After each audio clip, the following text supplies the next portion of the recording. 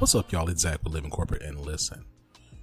Really excited to bring the episode we have for y'all today. For those of y'all who are in the know, when you talk about venture capital, when you talk about inclusion and equity within the venture capital space, you know who Arlan Hamilton is. Okay, so I'm not going to steal any of Amy C. Waninger's thunder, but I just want to do like a quick thank you and shout out to Arlan for being on Living Corporate. And really excited for y'all to check out this episode, because the next thing you hear, they're going to get right into it. So I just want to make sure I give a little bit of context that you're going to be listening to Arlan Hamilton and her talking about her latest book, as well as her company, Backstage Capital. Till next time, y'all. Peace. Arlan, thank you so much for joining me on See It to Be It. How are you today? Thanks for having me. I'm doing pretty good. How about you? I'm doing well. So we're recording this kind of in the midst of all this coronavirus craziness. Yes. And the episode will be released on your book launch day on May 5th. And so if you can, just project forward to book launch. How are you feeling? Well, probably I'm feeling the same way I'm feeling today, which is just a few days prior, which is incredibly excited and honored that I have the opportunity to even have a book coming out on a publisher. And it's just been a really great experience so far. I've heard so many different stories from different authors of like how their experiences have gone in the past, from indie to published. And mine has just been really great. That is fantastic. And the book is wonderful. I got to read an advanced copy as part of your launch team. I enjoyed it so much. And a lot of the questions that I normally ask in this series, you've covered in your book. And so I want to make sure people go there. But one question I did want to ask you about is, what has surprised you the most about the venture capital space now that you're on the other side of it? I don't know if it surprised me, but it's been kind of reinforced that there's just money is a tool. You know, there's no one who is more important than the next person. And yes, there are some people who have a little bit more power, a little bit more strategically have placed them in places with more authority. But really, there's an equality that I still believe in, and it drives me to do what I do. And it's why I started my fund. It's why I wrote the book. It's about damn time, because it felt like one of the things was, it's about damn time everybody realizes that we're all on this spinning rock together, and that just because you're a venture capitalist doesn't make you any better than the next person. Definitely. And you talk about in your book the statistic that's jarring to me, that while white men make up about 30% of the population in the country, they get about 90% of capital investment. And your fund is a step in the direction to kind of undo that math and to make the playing field a little bit more equitable. How is that going? Like, do you feel like you're at the point where it's starting to shift? Or do you think that there's opportunity for more people to come in and do what you're doing and build this space a whole lot bigger? I think both. I think there has been absolute change in the last 5 years, 4.5 years since I started Backstage Capital. It was a completely different playing field back then, and that was only a few years ago. So I absolutely see change. Obviously, it's not fast enough. It's not enough. So there is plenty of room for better change and for more change. And that's where I'm excited about the future and about one of the themes of my book is about empowering other people to understand that they can join, they can still join this technical revolution and all of that, because there's just so much more left to do. There's so many people who are doing it too. And I don't want to ever say that it's only me. I mean, there are plenty of people who are Black and brown or women who are investors who are trying to change those statistics for the better. But yeah, I think if I hadn't seen some change for the better, I wouldn't have been able to keep going. And so I've seen it. Most of it has come from individuals taking the reins and saying, look, I'm not going to wait for something to come save me. I'm going to put this into my own hands, and I'm going to start a company or continue a company that perhaps is bootstrapped or that has more revenue and employs people. And I'm not going to only count on these few select guys who have a bunch of money. It's interesting because right now, and I know that you just recently interviewed Mark Cuban, and he said now's a great time to start a business because when people panic, you double down, and when people are comfortable, that's when you should panic, right? Mm-hmm. What industries do you see right now in the midst of what we're dealing with coronavirus? What industries do you see picking up a lot of innovation right now? Well, of course, the ones that are for the moment, right? So, for instance, companies that are selling products that are really helpful right now. We have a product in our portfolio that when we first signed them up to our accelerator last year, people were laughed. They said, why do you have a toilet paper company in your portfolio? Aren't you a tech and venture capitalist? But we saw that they were doing things in a more sustainable way. They were saving tons and tons, literally, of trees every year. And they were fun, and they had a great marketing strategy. And today they can't keep up with the demand, and they're doing it in a way that's more sustainable, which is really fantastic.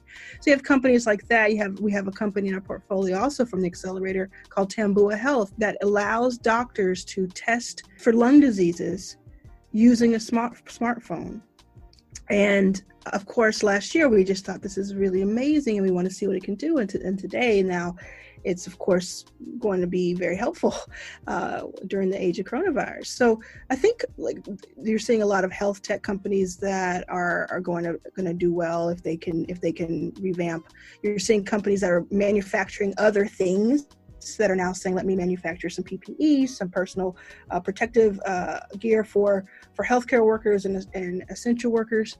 Right now and in the future, I think you're going to see a lot more educational companies, things that are content driven online, and then the infrastructure to make that easier for people to get to and to see. And of course, people are talking about what's the future of work going to look like. And I don't know if we know yet.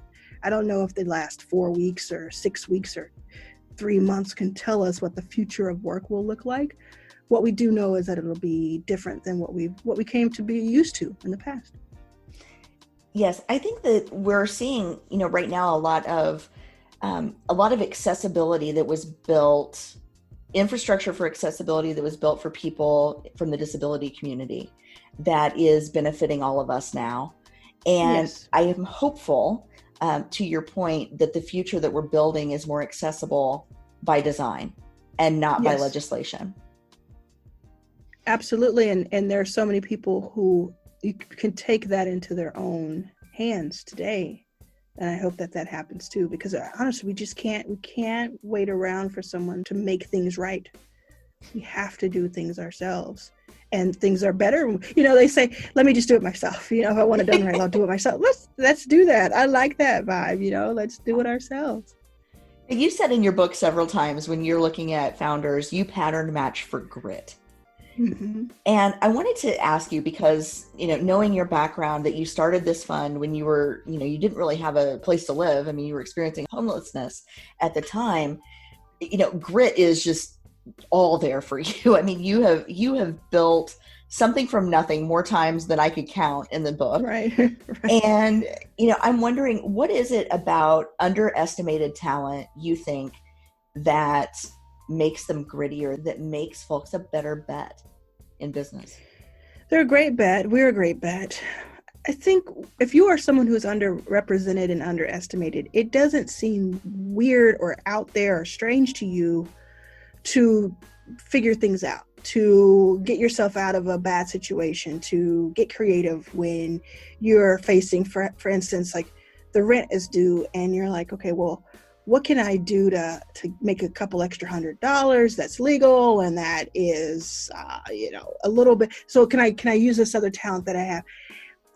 But in the world of Silicon Valley, if you think about that same story, one of the biggest stories that ever came out of Silicon Valley, and I remember reading about it when I was homeless and just starting out, I read about Airbnb, and I read about these 3 guys who had this amazing idea to put a blow-up bed on a floor and charge people for a conference to come in and have bed and breakfast. And then on top of that, when they were looking for money, they didn't have it. They created, because they're designers by trade, they created these cereal boxes that look like Obama and John McCain, and they sold those. And they sold like $50,000 worth. And I remember reading that And people were losing their minds over how ingenious it was, how absolutely nothing had seen nothing like that.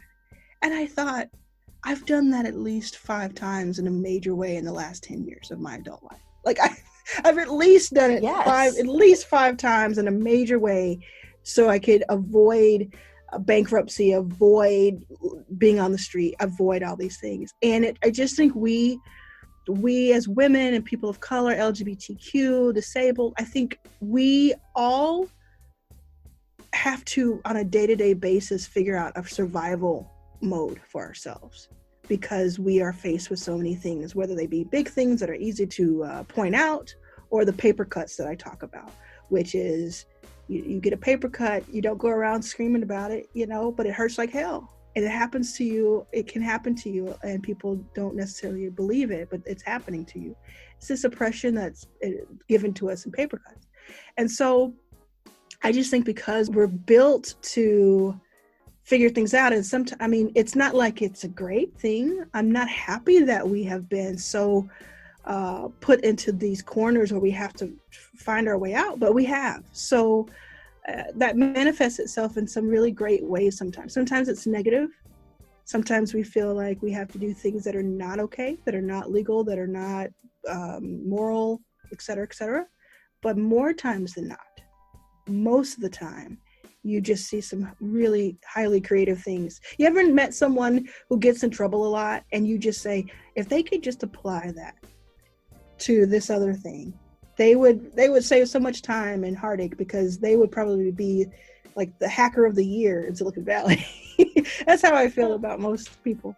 Yeah, that's how I tell my kids. I'm like, use your powers for good. Yeah. Stop getting into trouble. Yeah, exactly. So one of the things about grit that you note in your book, you talk about hustle culture and how pervasive it is.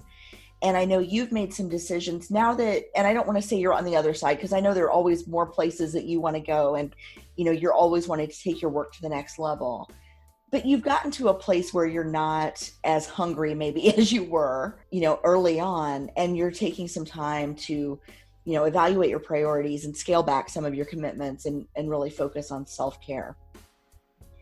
And I'm wondering, if you were talking to the you of the early days of Backstage Capital, which was only a few years ago, would you have the same advice of step back and let go of some of the hustle? Or would you tell 5 years ago, Arlan, no, keep going, Well, let me answer that. I don't know if I can answer that question exactly, because I don't look at it that way. I do more today than I've ever done in my life when it comes to working, and that says a lot. What I tried to get across in the book, and what I've tried to get across for the past year or so, is that I'm not doing less. I'm working smarter. So I absolutely would tell the person 5 years ago and 10 years ago to take better care of myself, for sure.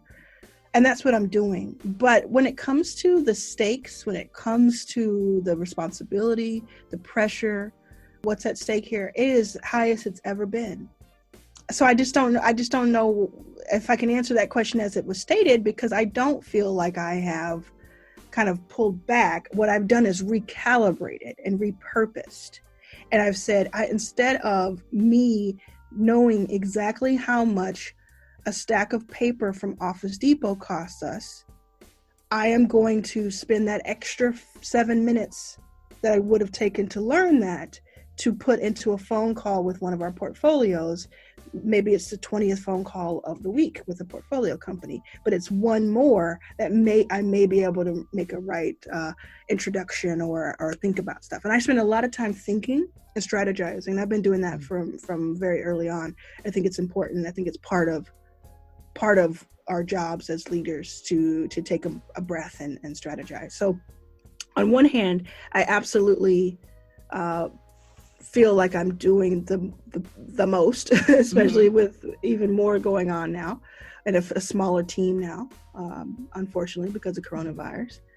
But on the other hand, I'm always going to advocate for taking good care of yourself and looking at it from a bird's eye view and saying, what do I need to be doing? And what am I doing right now? And do they match? And if they don't match, Something's wrong. We have a mantra right now at my fund that I started just a few weeks ago when things got really scary. I said, if it's stressful, we're doing it wrong. And that, you think about that, so simple, but that's helped us like make a lot of decisions. Wait, is this stressful? Because we have enough stress in our lives right now as a world and as a country. Are we going to add stress that we don't need to? So it's helped us say no to a lot of certain phone calls and to a lot of responsibilities that we don't need to have on our plate right now. It probably also helps with how you allocate the work within your team. I think a lot of leaders struggle with that, to realize that just because they find a task odious or draining, there may be somebody on their team that, they live for that kind of work. Exactly. Yeah. And it's an art, not a science. And it's something that I'm working on still, but I've gotten much better over time of delegating. And I think it's so important. You think as a leader, you have to figure everything out. You have to be the smartest person. You have to lead your tribe into the fight.